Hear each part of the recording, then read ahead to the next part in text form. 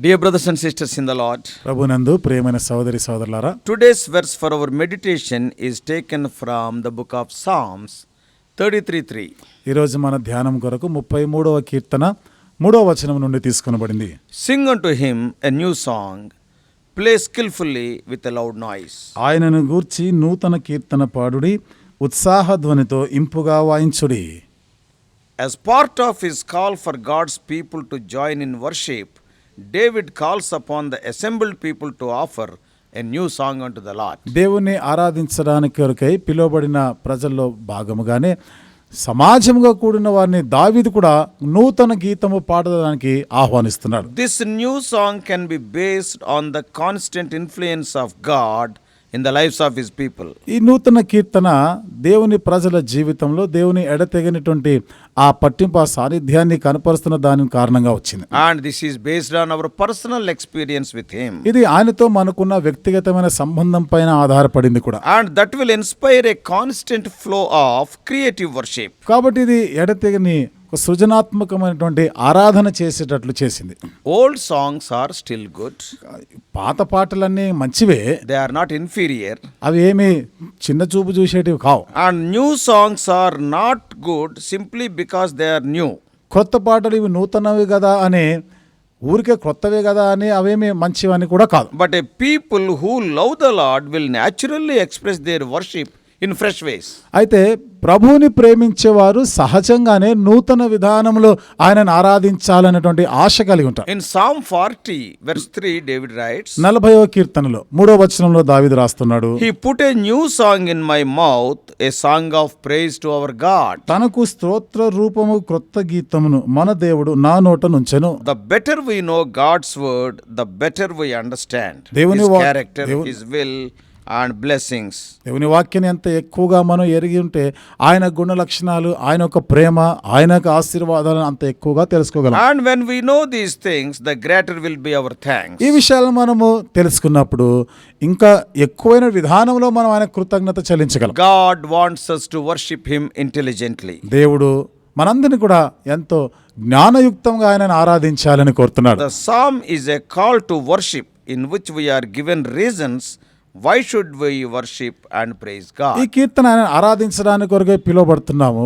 దానిలో ఎందుకు, ఏ కారణాన్ని బట్టి మనం ఆయనని కీర్తించాలి, ఆరాధించాలనే కారణాలు కూడా చెప్తున్నాం. We are going to see them in detail. వీటిని కొంచెం వివరంగానే మనం చెప్పుకుందాం. Number 1, మొదటిది a call to worship. ఆరాధన కొరకైన పిలుపు. Psalm 33 is a psalm without a title. 33వ కీర్తనకి పైన ఏ శీర్షిక లేదు. We do not know who the author of the psalm was. ఈ కీర్తన యొక్క రచయిత ఎవరో అనేది మనకు తెలియదు. We do not know the occasion of its composition. ఇది ఏ సందర్భంలో ఈ సమకూర్పు, ఈ కీర్తనకి సమకూర్పు జరిగిందో తెలియదు, కట్టారో కూడా మనకు తెలియదు. But we do know that the psalm exhorts the people of God to praise the Lord with passion, freshness and skill. అయితే ఈ కీర్తన దేవుణ్ణి మనము నూతనమైనటువంటి విధానంలో ఎంతో ఆసక్తిగా ఆయనను ప్రేమిస్తూ మనం ఆయనను ఆరాధించవలసిందిగా ప్రోత్సహించే మాటలతో కూడిన కీర్తన. This exhortation is given in 6 commands in the first 3 verses. ఈ హెచ్చరికలు మొదటి 3 వచనాల్లో మనం గమనిస్తే 6 ఆజ్ఞలుగా చెప్పబడింది. Sing joyfully. సంతోషముగా పాడాలి. Secondly, praise the Lord. రెండోది యెహోవాను స్తుతించాలి. Make music to him. కాబట్టి ఆయనకి మనము కీర్తనలతో, మనం సితారాతో యెహోవాను స్తుతించాలి. And fourthly, sing to him a new song. ఆయన గురించి నూతన కీర్తన పాడాలి. Fifthly, play skillfully. ఆరోదిగా ఇంపుగా వాయించాలి, నైపుణ్యతతో And వాయించాలి. sixthly, shout for joy. ఆరోది ఉత్సాహ ధ్వనితో మనము So in these ఆరాధించాలి. 3 verses, 6 commands are there. ఈ 3 వచనాల్లో 6 ఆజ్ఞలు ఇవ్వబడ్డట్టు చూస్తాం. Psalm 33 contains the first reference in the book of Psalms using the musical instruments in the worship of God. 33వ కీర్తనలో మొదటిసారిగా వాయిద్యాలతో, సంగీత వాయిద్యాలతో దేవుని ఆరాధించేటువంటి విషయాలు ఇక్కడ కనబడుతున్నాయి. Yeah, the musical instruments are introduced for the first time. మొదటిసారిగా ఈ సంగీత వాయిద్యాలు ఇక్కడ ప్రవేశపెట్టబడ్డాయి. In verse 2, we are told to praise God with a harp, make music to him on the 10-stringed lyre. 2వ వచనంలో సితారాతో యెహోవాను స్తుతించుడి 10 తంతుల స్వరమండలముతో ఆయనను కీర్తించుడి. There are those who oppose the use of musical instruments in worship. ఆరాధనలో వాయిద్యాలను వ్యతిరేకించేవారు ఉన్నారు కొందరు. But this psalm should caution us against such dogmatism. అయితే అలాంటి బోధలు చేసే వారికి ఈ కీర్తన మరి వ్యతిరేకిస్తా ఉంది. This, however, does not mean we must have harps and lyres to worship God in spirit and truth. అంటే దీని అర్థము మనం ఆత్మతో సత్యంతో దేవుని మనం ఆరాధిస్తున్నప్పుడు ఈ Sitara. సితారాతో And also lyres, that is 10-stringed lyre. 10 తంతుల స్వరమండలముతో ఆయనను కీర్తించాలని ఉంది కదా. But it doesn't mean that they are always needed. అంటే ఎప్పుడు కూడా ఇవి మనకు అవసరమే అన్నట్టు కాదు. But we can worship God fervently without any musical instrument also. అయితే ఏ సంగీత వాయిద్యాలు లేకుండా కూడా ఆసక్తిగా మనం దేవుని ఆరాధన చేయగలం. Yeah, many poor Christians in this world, they have no musical instruments. చాలా మంది ఈ లోకంలో బీద క్రైస్తవులైన వారికి ఈ వాయిద్యాలు ఏమీ లేవు. We are having 10-stringed instrument, that is 10 fingers only to clap. This is the instrument. మనకి 10 తంతుల స్వరమండలం అనేటువంటి వాయిద్యం అంటే ఏమిటిది? 2 చేతులు కలిపి 10 వేళ్ళు ఉన్నాయి కదా, ఇట్లా చప్పట్లు కొడుతూ పాడేటువంటి వాయిద్యం ఉంది. Many people are having only that instrument. చాలా మందికి ఈ వాయిద్యమే ఉంది. But with those, they certainly can clap as they sing joyfully in worship to God. వాటితో వారు ఎంతో సంతోషంగా ఉత్సాహగానం చేయొచ్చు దేవుని ఆరాధించగలరు. But the clapping also must be done in decency and order. అయితే ఈ చప్పట్లు కొట్టేది కూడా క్రమమైనటువంటి విధానంలో ఉండాలి, అది వినసొంపుగా ఉండాలి. So the first thing is a call to worship. కాబట్టి మొదటిది ఆరాధన కొరకైన పిలుపు. Secondly, రెండవది a new song. నూతన కీర్తన. In verse 3, we are exhorted to sing a new song to the Lord with passion and skill. 3వ వచనం మనం చదువుతాం. ఆయనను గూర్చి నూతన కీర్తన పాడాలి, ఉత్సాహ ధ్వనితో ఇంపుగాను వాయించాలి. What is a new song? నూతన కీర్తన ఏమిటి? We see this term also in Revelation 5:9. ఈ పదము ప్రకటన గ్రంథం 5వ అధ్యాయం 9వ వచనంలో కూడా ఉంది. A new song is the song of redemption by Christ's death. ఈ నూతన కీర్తన అనేది క్రీస్తు మరణం ద్వారా కలిగిన విమోచనను బట్టి పాడిన నూతన కీర్తన. This new song shall never grow old. కాబట్టి ఈ నూతన కీర్తన పాతబడిపోకూడదు. And it will never grow old. అది ఎప్పుడు పాతది కాదు. It is ever new to us, and we must always sing it with fresh appreciation of its great efficacy and blessings. ఇది ఎప్పటికీ మనకు నూతనంగా ఉండాలి. ఎప్పటికి కూడా ఒక తాజాగా నూతన విధానంలో దానికి ఉన్నటువంటి ఆ శక్తి ప్రభావాన్ని బట్టి నూతన రీతిగానే మనం కీర్తిస్తూనే ఉండాలి. Why? ఎందుకు? A Christian never gets bored with Calvary.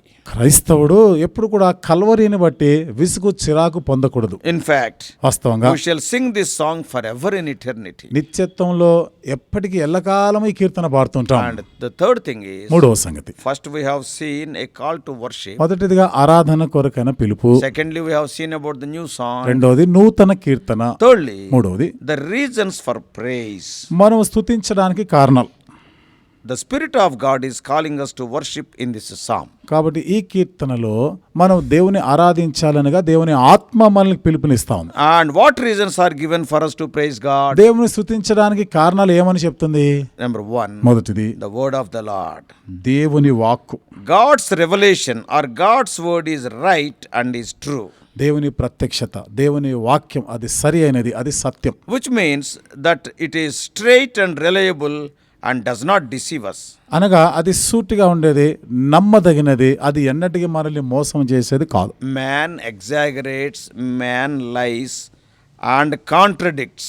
మనిషి ఎప్పుడు కూడా అబద్ధాలు చెప్తూ దాన్ని ఉన్నదాన్ని గొప్ప చేస్తూ దాని వ్యతిరేకంగా మాట్లాడేటువంటి ఆస్కారాలు ఉన్నాయి. Oh, some people practice hypocrisy also. కొంతమంది అయితే వేషధారణ కూడా చేస్తుంటారు. But Romans 3:4 says, అయితే రోమా 3:4 చెప్పబడింది, let God be true and every man a liar. కాబట్టి దేవుడే సత్యవంతుడు, మనుషులందరూ అబద్ధికులు. God's word is true and effectual. దేవుని యొక్క వాక్యమే సత్యము, అదే ప్రభావవంతమైనది. And God's promises are true and therefore we can pray. దేవుని వాగ్దానములు సత్యమైనవి కాబట్టి మనం ప్రార్థన కూడా The చేయవచ్చు. basis of prayer is the truth of God's promises. ప్రార్థనకు ఆధారం ఏమిటిది? దేవుని వాగ్దానాల గురించిన సత్యమే. His threatening is also true. కాబట్టి ఆయన యొక్క ఆ బెదిరింపులు కూడా సత్యమే. In Numbers 23:19, సంఖ్యాకాండం 23వ అధ్యాయం 19వ వచనంలో we read that God is not a liar. అక్కడ ఏమనుంది? దేవుడు అబద్ధికుడు కాడు. God's word is dynamic and performs God's purposes. దేవుని వాక్యం శక్తివంతమైనది, దేవుని ఉద్దేశాలని నెరవేర్చేది. That's what we read in 55:10 of Isaiah. అది యెషయా గ్రంథం 55వ అధ్యాయం 10వ వచనం మనం So చదవచ్చు. the word of God is the first reason we should praise and make music, play skillfully and shout for joy unto the Lord. దేవుని ఆరాధించడానికి మొదటి కారణం దేవుని వాక్యమును బట్టి. కాబట్టి మనము స్వరమండలములతోనూ సితారాతోనూ ఉత్సాహ ధ్వనితో నూతన కీర్తన ఆయనకు పాడాలి. It is the creative word by which God created the universe without any effort. కాబట్టి ఏ ప్రయాసము లేకుండా సృజనాత్మకమైనటువంటి మాటను ఉపయోగించి ఆయన విశ్వాన్ని సృష్టించాడు. God simply commanded the universe and the universe sprang into existence. కాబట్టి దేవుడు ఈ సృష్టిని అట్లా పిలిచాడు, ఆజ్ఞాపించాడు, అంతే ఉనికిలోనికి అవి వచ్చినాయి అంతే. We read in Genesis 1. ఆదికాండం మొదటి అధ్యాయంలో మనం God చదువుతాం. said, "Let there be light," and there was light. దేవుడు వెలుగు కలుగునుగాక అని పలికినాడు, అంతే వెలుగు కలిగింది. 8 times we read in Genesis 1 the expression "and God said." ఆదికాండం మొదటి అధ్యాయంలో 8 సార్లు దేవుడు పలికాడు, అవి జరిగినాయి అనేది చూస్తాం. And when God spoke, there was light. దేవుడు మాట్లాడినప్పుడు, దేవుడు పలికినప్పుడు వెలుగు కలిగింది. There was an expanse. అక్కడ విశాలతో ఆకాశం వచ్చింది. And there was sea. సముద్రము కలిగింది. There was land. మరి భూమి కూడా There కలిగింది. was vegetation. అక్కడ మరి ఆ పచ్చని కూర మొక్కలు వచ్చినాయి. And so on.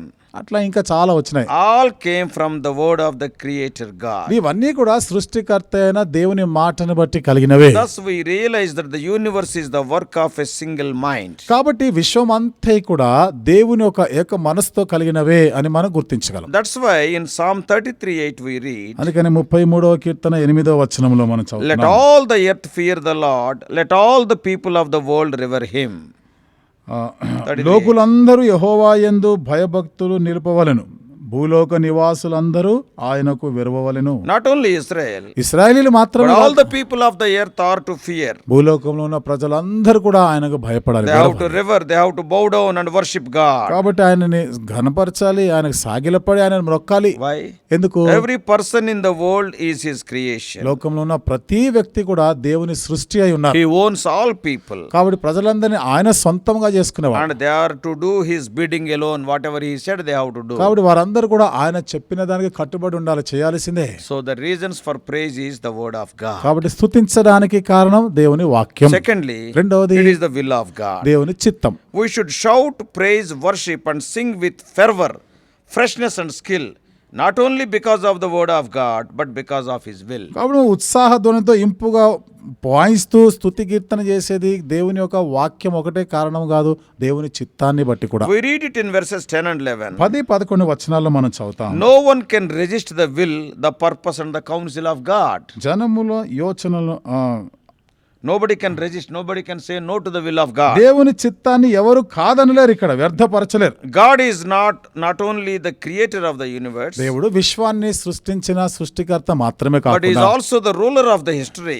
ఆయన చరిత్రలో పరిపాలించిన He పరిపాలకుడు is కూడా the ఆయన. sovereign Lord who rules all irresistibly. ఆయన సార్వభౌముడు, సార్వాధికారం కలిగినటువంటి వ్యక్తిగా ఆయన సకలము When పరిపాలించగలడు. the kings of the earth together plan to resist the will of the sovereign Lord, భూలోక రాజులందరూ కూడా సార్వభౌముడైన దేవుని చిత్తాన్ని వ్యతిరేకించాలనుకున్నప్పుడు he laughs at them, as we read in Psalm 2. 2వ కీర్తనలో మనం చదివిన ప్రకారము వారిని చూసి ఆయన నవ్వుతాడంట. His will is ever triumphant. ఆయన చిత్తము ఎప్పటికీ కూడా విజయోత్సాహంతో కూడినది. God is almighty over his creation. దేవుడు ఎల్లప్పుడూ కూడా తన సృష్టి అంతటిపైన సర్వశక్తిమంతుడే. All of nature obey him. కాబట్టి సృష్టి అంతా కూడా ఆయనకు లోబడుతుంది. And yet the moral agents, men whom he created, defy him quite often. అయినా ఆయన ద్వారా సృష్టించబడినటువంటి ఈ మనుషులు తరచుగా ఆయనను ఎదిరిస్తూ ఉంటారు. But they will not do so for very long. కానీ ఎప్పటికీ కూడా ఆ రీతిగా తిరస్కరిస్తూ వారు ఉండలేరు. In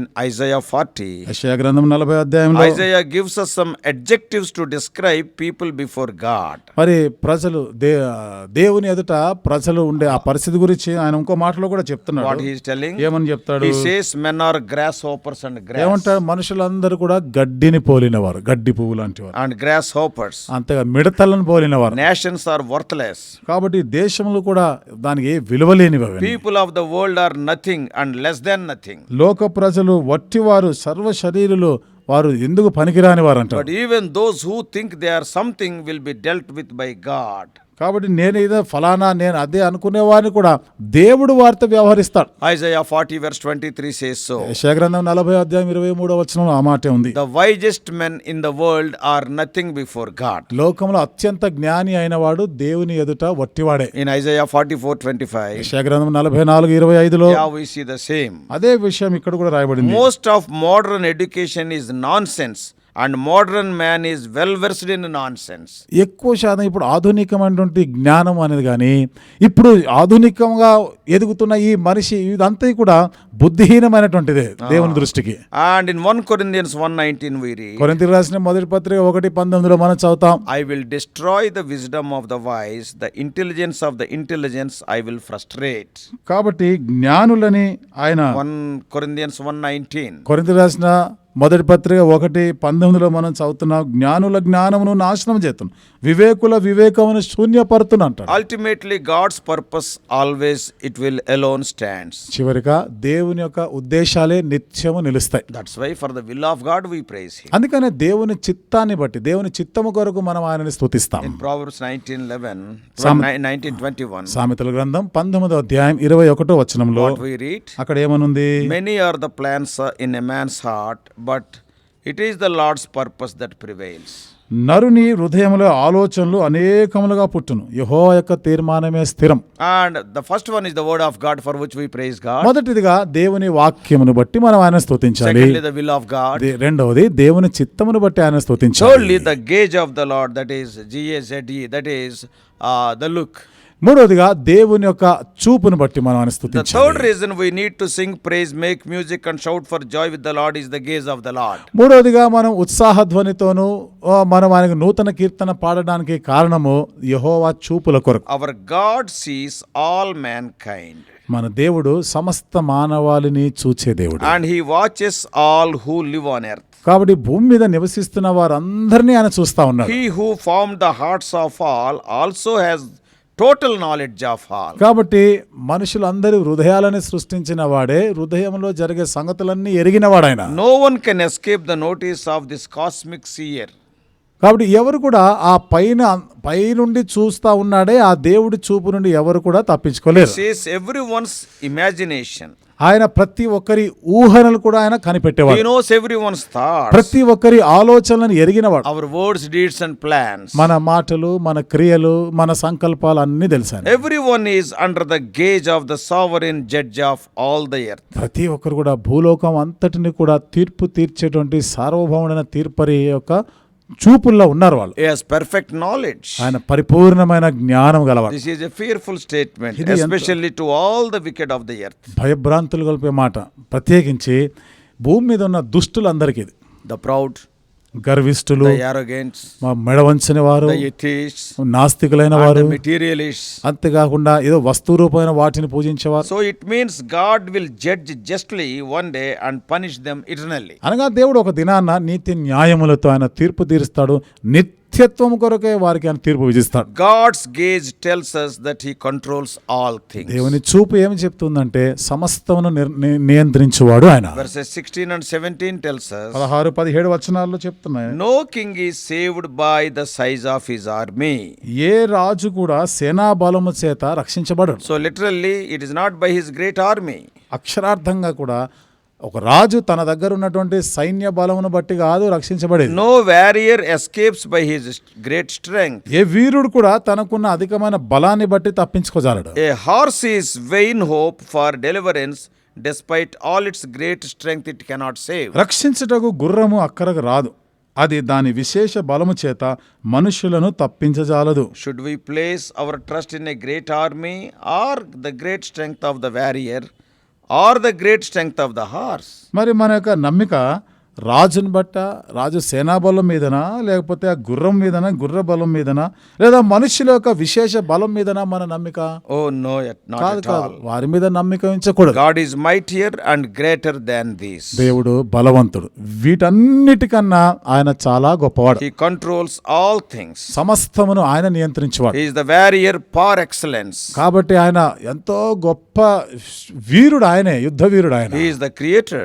ఆయన సృష్టికర్త, He is the sovereign Lord. ఆయన He is the సార్వభౌముడైనటువంటి almighty దేవుడు, controller. ఆయన సర్వశక్తిమ సర్వాధికారం గలటువంటి నియంత్రించేవాడు. ఆయన Because of this, వీటిని బట్టి the people of God need not be afraid. దేవుని ప్రజలైన వారు ఏమి భయపడే అవసరం లేదు. Because of this, వీటిని బట్టి God's righteous ones can sing and shout. దేవుని యొక్క నీతిమంతులైన వారు ఉత్సాహ ధ్వని చేయొచ్చు. And so, first of all, because of His word, we have to praise. కాబట్టి మొదటిదిగా దేవుని వాక్యమును బట్టి మనం ఆయనని స్తుతించాలి. Secondly, the will of God. రెండోది దేవుని చిత్తమును బట్టి ఆయన Thirdly, the స్తుతించాలి. gaze of the Lord. మూడోది దేవుని యొక్క చూపును బట్టి ఆయన Fourthly, స్తుతించాలి. నాలుగోది He is our Savior. ఆయన మనకి The రక్షకుడు. fourth reason we need to praise God is that He is the Savior of His people. దేవుని స్తుతించడానికి గల నాలుగో కారణం, ఆయన ప్రజలందరినీ రక్షించువాడు కాబట్టి. Blessed is the nation whose God is the Lord, the people He chose for His inheritance. కాబట్టి యెహోవా తమకు దేవుడు కాగల జనులు ధన్యులు, ఆయన తనకు స్వాస్థ్యముగా ఏర్పరచుకున్న జనులు ధన్యులు. This is not speaking about just one nation.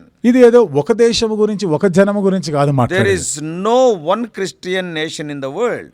కాబట్టి ప్రపంచమంతలో ఒక క్రైస్తవ దేశం అనేది ఏది లేదు. Oh, in every nation Christians are there. ప్రతి దేశంలో, ప్రతి జనములోనూ క్రైస్తవులు అనేవారు So ఉన్నారు. God is the Savior of those whom He has chosen from all tribes, nations and languages. కాబట్టి అన్ని దేశాలు, అన్ని భాషలు, అన్ని జాతుల నుండి దేవుడు తన కొరకు ఏర్పరచుకున్నాడు. The elect of God make music because this God is our Savior. కాబట్టి దేవుని చేత ఏర్పరచబడిన వారు సంగీత వాద్యములతో ఆయనను స్తుతిస్తారు, ఎందుకంటే ఆయనే రక్షించువాడు In కాబట్టి. verse 18 it is written, 18వ వచనంలో The రాయబడింది, eyes of the Lord is on those who fear Him.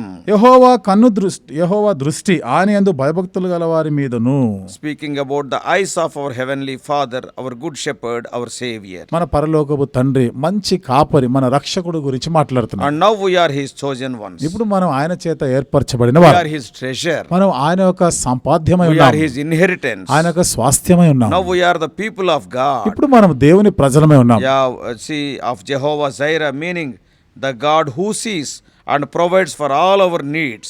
యెహోవా ఈరే అనగా చూచేటువంటి దేవుడు, మన అక్కర్లన్నీ కూడా తీర్చేటువంటి దేవుడు ఆయన. Sometimes we do not know our needs, but కొన్నిసార్లు He knows, He sees and fulfills. కొన్నిసార్లు మనకున్న అక్కర మనకు తెలియదు, కానీ ఆయన చూస్తాడు, ఆయన తీర్చేవాడు కూడా. The angels of God deliver us and help us in our going and coming. దేవుని దూతలు మనము బయటికి వెళ్ళినప్పుడు, లోపలికి వచ్చినప్పుడు మనల్ని కాపాడుతూ ఉంటారు, మనల్ని విడిపిస్తూ We ఉంటారు. are preserved and protected. కాబట్టి మనము కాపాడబడుతున్నాం, భద్రపరచబడుతున్నాం. Every day He sees and helps us. ప్రతి దినం ఆయన మనల్ని చూస్తూ ఉంటాడు, మనకు సహాయం చేస్తూనే Not ఉంటాడు. only that, అంతేకాకుండా God has delivered us from death also. దేవుడు మరణము నుండి కూడా మనల్ని విడిపించాడు. In Christ we are delivered from death. క్రీస్తునందు మరణము నుండి విడిపించబడిన వారు And we have crossed death crossed death into life. మనము మరణము నుండి జీవములోనికి దాటించబడ్డ In వాళ్ళం. Christ we are given eternal life. క్రీస్తునందు మనకి నిత్య జీవం అనుగ్రహించబడి ఉంది. And not only are we righteous because all our sins are forgiven, but the perfect righteousness of Christ has been granted to us. మన పాపములు క్షమించబడిన కారణాన్ని బట్టి మనం అందరం నీతిమంతులం అవడం మాత్రమే కాకుండా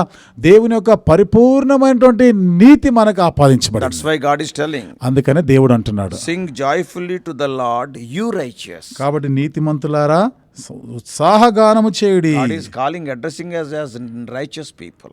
దేవుడు ఏమంటున్నాడు, నీతిమంతులారా అని సంబోధిస్తున్నాడు. Therefore, కాబట్టి we trust in God whose word is true. కాబట్టి యెహోవా వాక్యము నమ్మదగిన వాక్యమై ఉన్న దేవుని యందు మనం నమ్మిక కలిగి ఉంటాం. And finally, చివరిగా wait in hope for the Lord. కాబట్టి దేవుని కొరకు నిరీక్షణ కలిగి కనిపెట్టి ఉండాలి. So we wait patiently for the Lord. కాబట్టి ప్రభు కొరకు, యెహోవా కొరకు ఓపికతో కనిపెడతాం. Look at verse 20. 20వ వచనంలో చూడండి, We wait in hope for the Lord. మనము యెహోవా కొరకు కనిపెట్టుకొనుచున్నాము. Yes, we wait patiently and hope in Him confidently. మనం ఎంతో నిశ్చయత కలిగిన ధైర్యంగాను ఓపికతో ఆయన కొరకు మనం కనిపెడుతున్నాం. Joyfully we wait because He is our help and our shield. అంత సంతోషంగా ఆయన కొరకు మనం కనిపెడతాం, ఎందుకంటే ఆయన మన కేడమును ఆశ్రయమునే ఉన్నాడు. And in verse 21 we read, 21వ వచనంలో చదువుతున్నాం, In Him our hearts rejoice. కాబట్టి ఆయన యందే మన హృదయాలు సంతోషించున్నవి. We hope in him intelligently, for we trust in his holy name. ఆయన యందే మనం జ్ఞానయుక్తంగా నిరీక్షణ కలిగి ఉంటాం. ఆయన పరిశుద్ధ నామం యందు నమ్మిక కలిగి ఉంటాం. Let me tell you, కాబట్టి మరొక విషయం చెప్తాను. human fathers may fail. కాబట్టి మానవ తల్లిదండ్రులు ఏంటంటే వారు విఫలం కావచ్చు, తప్పిపోవచ్చు. But our heavenly Father will never fail. కానీ మన పరలోకపు తండ్రి ఎన్నటికీ తప్పిపోడు. So we can truly trust him, hope in him, fear him and rest in him. నిజముగానే మనం ఆయన యందు నమ్మిక ఉంచగలము, నిరీక్షణ ఉంచగలము. మనం ఆయనను మనం నిరీక్షణ కలిగి ఉండగలం మనం. Then in this psalm, commands are given in the first 3 verses of this psalm we have seen. ఈ కీర్తనలో మొదటి 3 వచనాల్లో ఇవ్వబడిన ఆజ్ఞలు ఏమిటియో మనం చూసినాం. Sing joyfully, సంతోషంగా ఆయన కీర్తన praise the పాడాలి, Lord, యెహోవాను స్తుతించాలి. make music, కాబట్టి సంగీతముతో ఆయన sing a స్తుతించాలి, new song, నూతన కీర్తన పాడాలి, play skillfully, ఇంపుగా వాయించాలి. shout for joy. కాబట్టి మనము ఉత్సాహ ధ్వనితో ఆయన స్తుతించాలి. And the reasons we can do those things are ఇవన్నీ చేయడానికి గల కారణం God's word is true. దేవుని వాక్యము సత్యం. He will perform his will. ఆయన తన చిత్తాన్ని నెరవేర్చేవాడు. His purposes will always be accomplished. ఆయన చిత్తం, ఆయన ఉద్దేశాలు ఎల్లప్పుడూ He నెరవేర్చబడతాయి. sees all things. ఆయన సమస్తమును చూచేవాడు, He controls all things. సమస్తమును నియంత్రించేవాడు. He is our savior. ఆయన మన రక్షకుడు. If you are not already trusting in Christ for your eternal salvation, ఒకవేళ ఇప్పటికే నువ్వు నీ నిత్యమైన రక్షణ కొరకు ఆ దేవుని యందు ఇంకా నమ్మిక ఉంచకపోయి ఉంటే you may do so now. ఇప్పుడైనా నువ్వు ఆ పని చేయొచ్చు. That you also may have the reason to praise and worship God. తద్వారా నువ్వు కూడా ఈ కారణాలు బట్టి ఆయన దేవుని స్తుతించడానికి గల కారణాలు ఉంటాయి నీకు. Then this psalm will become true in your life. ఇప్పుడు ఈ కీర్తన నీ జీవితానికి వాస్తవమైనదై ఉంటుంది. May God bless you. దేవుడు నిన్ను దీవించును గాక. Let us pray. ప్రార్థన చేసుకుందాం.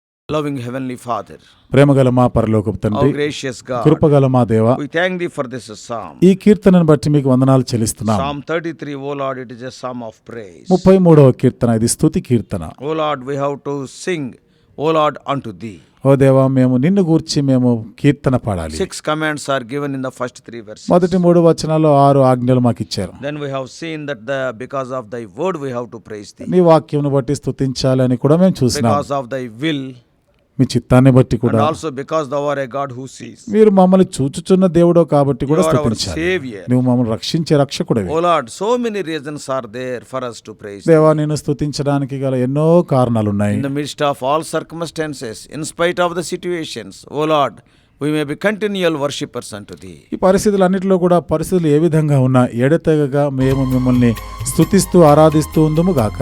O Lord, lead us and guide us. దేవా, మీరే నాయకత్వం వహించి Throughout మమ్మల్ని this నడిపించండి. day, O Lord, make us worshipful people. ఈ దినమంతా కూడా మేము ఆరాధించే ప్రజలుగా మమ్మల్ని చేయండి. Whatever may happen, ఏది ఏమైనా కానీ ప్రభు, O Lord, the worship may be there in our hearts. మా హృదయాల్లో ఆరాధనే ఉండును గాక. Praising thee, worshipping thee, in Jesus' precious name we pray. మిమ్మల్ని స్తుతిస్తూ ఆరాధిస్తూ యేసు ప్రభువారి నామములోనే ప్రార్థించి వేడుకుంటున్నాము తండ్రి. Amen.